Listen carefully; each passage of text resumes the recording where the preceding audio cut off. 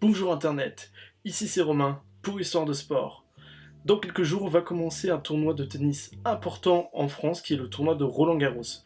C'est un tournoi qui est majeur sur le circuit masculin et féminin du tennis mondial et se déroule sur 3 semaines avec une première semaine de qualification et 2 semaines de compétition classique. Ah, ok, c'est très bien, mais c'est qui à la base Roland-Garros et pourquoi on a donné son nom à cette compétition de tennis? Très bonne question, et je vais y répondre dès maintenant avec le deuxième épisode de Texto.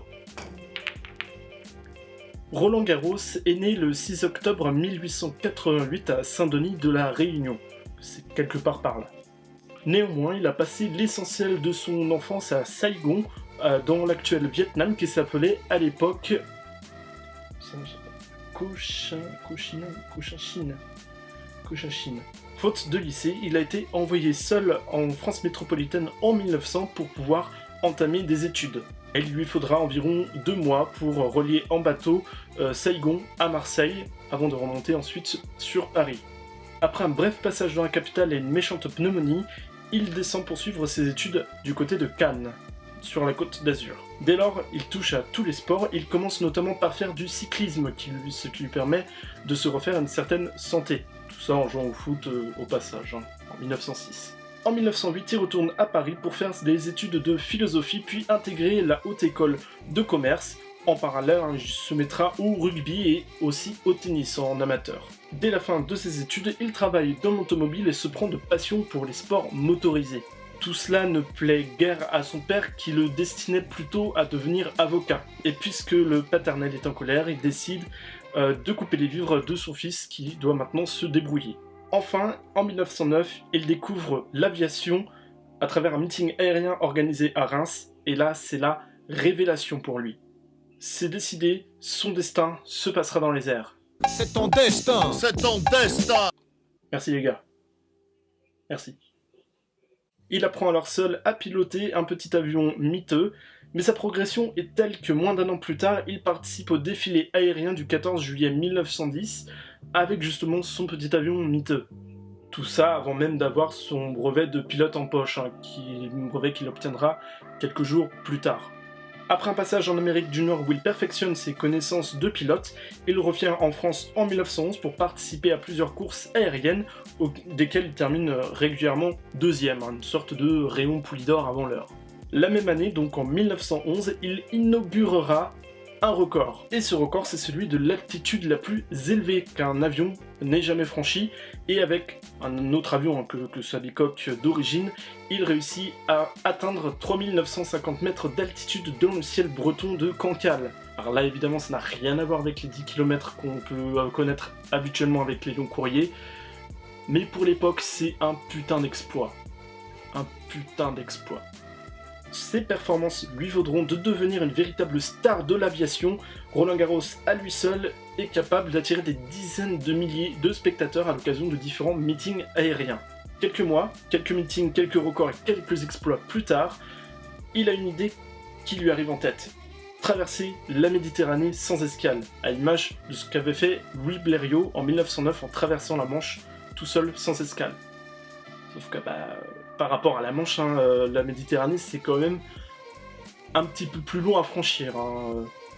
Le 23 septembre 1913, à bord d'un avion de modèle Morane... Non, pas cette Morane-là. Non.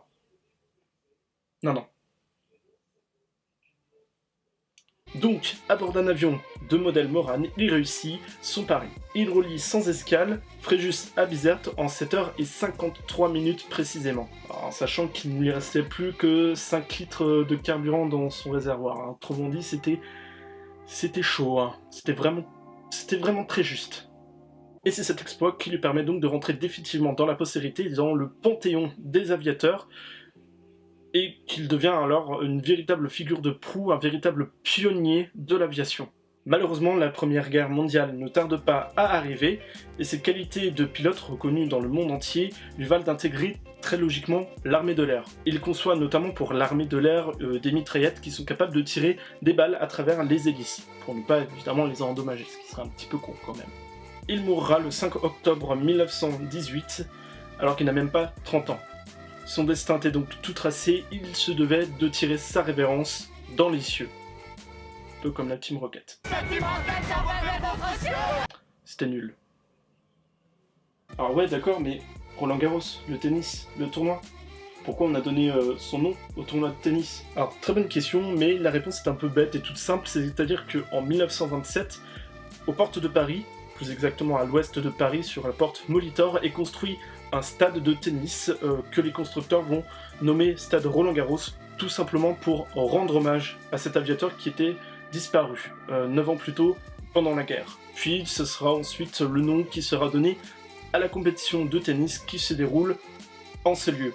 Et donc, à l'image du destin extraordinaire dans les cieux de Roland-Garros, le tournoi de Roland-Garros est devenu de plus en plus populaire et est aujourd'hui une étape véritablement incontournable pour tout amateur de tennis. Voilà, c'est tout pour ce deuxième épisode de Texto. J'espère que vous avez appris plein de choses. Moi, en tout cas, j'ai encore une fois appris plein de choses et ça me fait vachement plaisir de pouvoir partager mes découvertes avec vous. Si vous avez aimé cette vidéo, si jamais vous avez aimé les autres aussi, n'hésitez pas à les partager sur les réseaux sociaux, Facebook, Twitter, etc.